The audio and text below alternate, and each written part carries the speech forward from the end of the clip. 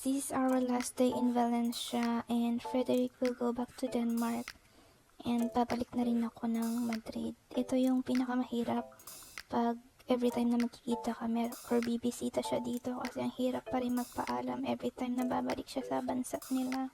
But alam ko na hindi naman ito panghabang buhay kasi I know and I trust God na sooner or later hindi na namin kailangan magpaalam sa isa't isa.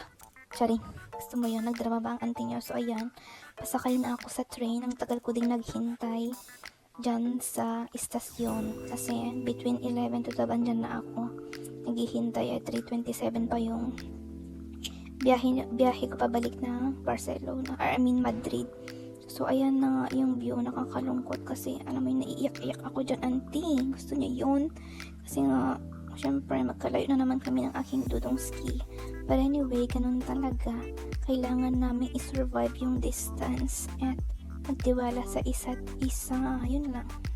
Babalitaan ko kayo kapag nasa Madrid na ako kasi itutulog ko muna.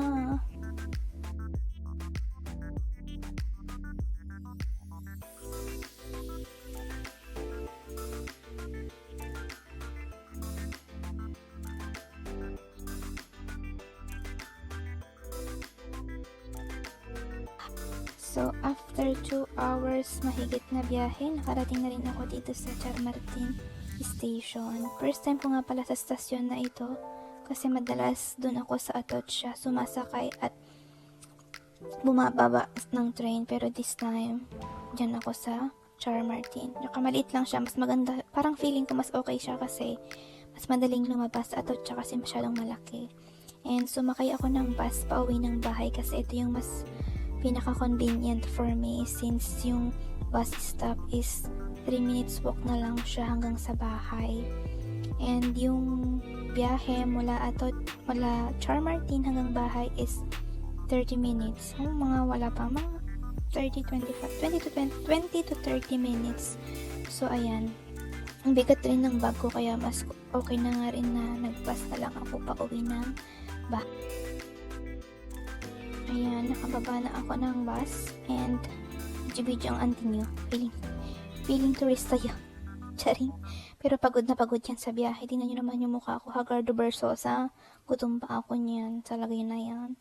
Tapos ang bigat-bigat pa ng bag ko. Pero saglit lang naman yung nilakad ko. Hindi naman sobrang layo. Kasi yung bahay is nasa likod lang nung bus stop.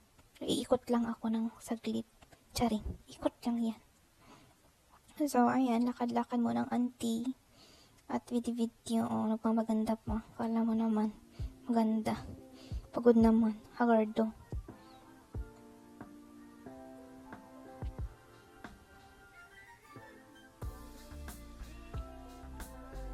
Yan, tawid tayo, papunta sa bahay.